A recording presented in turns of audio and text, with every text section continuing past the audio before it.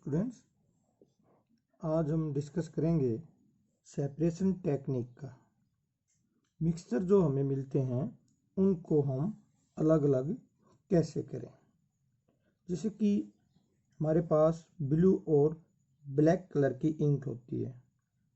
अब ये ब्लू और ब्लैक इंक एक ही चीज़ है या एक से ज़्यादा, क्योंकि मिक्सचर है इट मीन्स ये एक से ज़्यादा होनी चाहिए।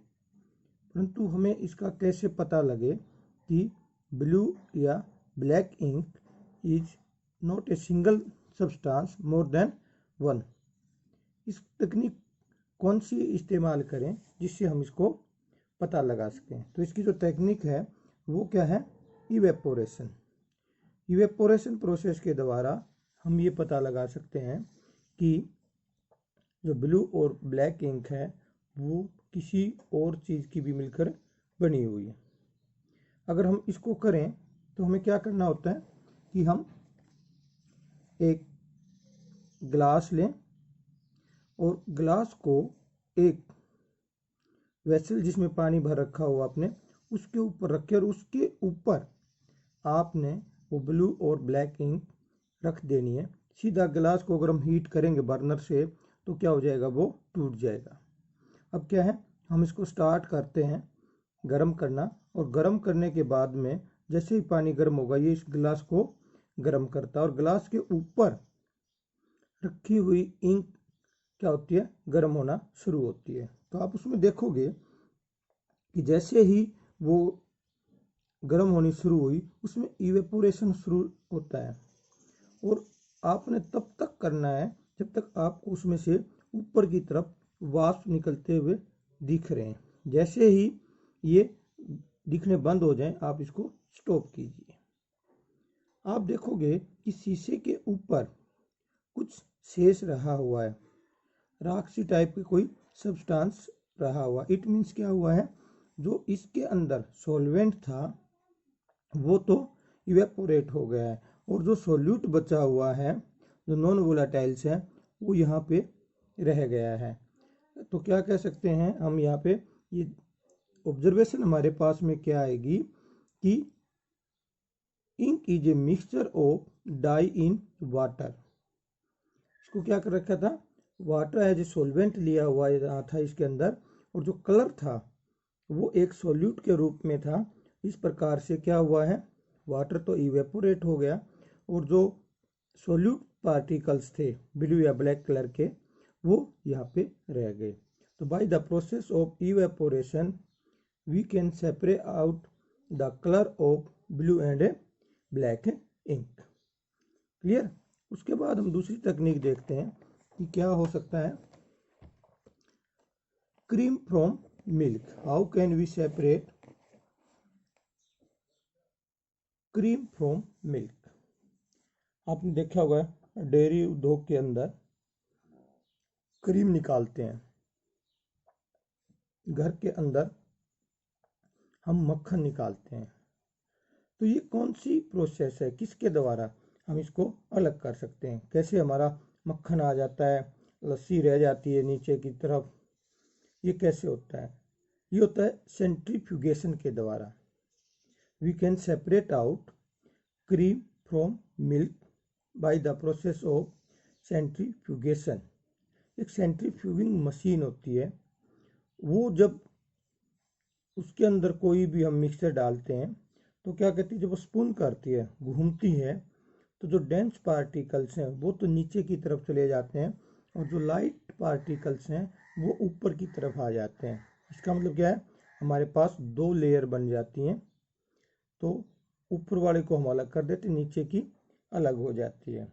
इस प्रकार by the process of centrifuging machine we can separate out butter from milk और क्रीम को अलग कर सकते हैं। जैसे आपने घर में आम देखा होगा, चर्निंग, जो आपकी दूध बिलोने की रही होती है, वो सिंपल प्रोसेस है, उसके द्वारा हम इसको अलग करते हैं घी को। इसीलिए अगर इसकी एप्लीकेशन देखें हम, जो आपकी वॉशिंग मशीन है, वॉशिंग मशीन इसी एप्लीकेशन के ऊपर काम करती है। जितने भी हम सैंपल दे के आते हैं, ब्लड का सैंपल है, यूरिन का सैंपल है, उसमें इसी टेक्निक के द्वारा सैंपल्स को एक सेंट्रीफ्यूगिंग मशीन में रख के घुमा दिया जाता है। कुछ समय के बाद देखेंगे तो उसमें अलग अलग लेयर्स ही बन जाती हैं। फिर उसको डायग्नोज किया जाता है कि कौन सी बीमारी है। जितने ज़्यादा सॉलिड पार्टिकल्स होंगे वो सबसे नीचे, फिर थोड़े से लाइट वाले उससे, फिर बिल्कुल लाइट वाले ऊपर। तो 4-5 सी लेयर बनती हैं। तो डॉक्टर उसके बाद में एग्जामिन करते हैं कि इसको ये बीमारी है। तो इस प्रकार से ब्लड या यूरिन के सैंपल इस प्रकार से चेक किए जाते हैं।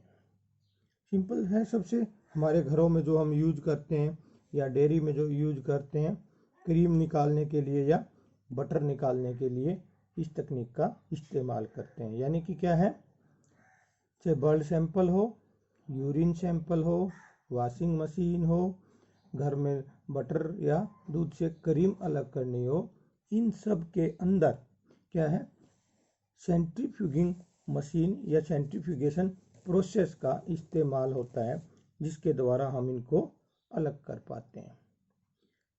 ये तो थे अलग अलग चीज़ें, परंतु कई बार क्या होता है, दो घुलनशील द्रव पदार्थ हमें मिलते हैं। यानी कि 2 मिसिबल लिक्विड्स को हम कैसे अलग करें, या 2 इमिसिबल लिक्विड्स को कैसे अलग करें।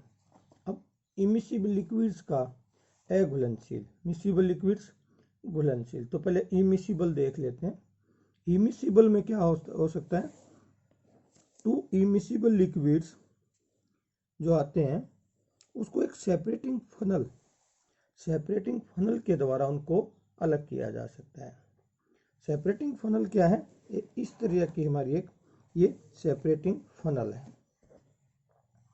ये जो आप डायग्राम देख रहे हो, इस तरह का ये की टाइप से लिए हुए, ये हमने सेपरेटिंग फनल को यहाँ पे सेट किया हुआ है। और इसके अंदर हमने केरोसिन ऑयल और वाटर का एक मिक्सचर डाला हुआ है। अब हमें करना क्या है, इस मिक्सचर को कुछ समय तक स्टेबल होने के लिए छोड़ देना है। हमें पता है कि वाटर और ऑयल कभी भी आपस में मिक्स नहीं होते हैं। तो after some times you will see a layer will come between water and oil. कुछ समय के बाद में आपको क्या होगा, एक लेयर सी दिखाई देगी कि यहाँ पे वाटर और ऑयल के बीच में एक लेयर बनी है। ठीक है। अब हमने जो स्टॉप कॉक है उसको धीरे धीरे खोलना, नीचे एक बीकर रख देना और नज़र इस लेयर के ऊपर रखनी है। जैसे ही आप इस स्टॉप कॉक को खोलोगे, धीरे धीरे जो वाटर है वो नीचे की तरफ आना शुरू होगा और ऑयल जो है वो ऊपर की तरफ है। तो जैसे ही हम इसको खोलेंगे, ये लेयर नीचे की तरफ आनी शुरू होगी यहाँ पे। तो आप ध्यान रखें बिल्कुल। और जैसे ही ये लेयर नीचे आएगी तो आपको दिख रहा होगा तेल भी नीचे की तरफ आएगा, परंतु सबसे पहले पानी निकलेगा यहाँ से नीचे की तरफ। जैसे ही आपको लगे कि पूरा का पूरा पानी जो है वो इसमें से पास आउट हो गया, इसको बंद कर दीजिए। अब तेल हमारा इस सेपरेटिंग फनल के अंदर रह गया है, पानी क्या हो गया हमारा नीचे बीकर के अंदर आ गया है। इस प्रकार से हम इस टेक्निक के द्वारा, यानी कि by the use of separating funnel, we can separate out 2 immiscible liquids, 2 अघुलनशील पदार्थों को अलग कर सकते हैं। तो बच्चों, आज हमने क्या किया है, सेपरेशन की कुछ टेक्निक जो आपने 6th क्लास में भी पढ़ी थी उनको दोबारा से रिवाइज किया है कि जो हमारी ब्लू या ब्लैक कलर की इंक होती है उसको हम इवेपोरेशन प्रोसेस के द्वारा अलग कर सकते हैं। बटर या क्रीम को मिल्क से अलग करने के लिए हम सेंट्रीफ्यूगिंग मशीन का इस्तेमाल करते हैं। और 2 immiscible liquids like water and oil को अगर हमने अलग करना है तो हम क्या करते हैं, सेपरेटिंग फनल का इस्तेमाल करते हैं। ठीक है।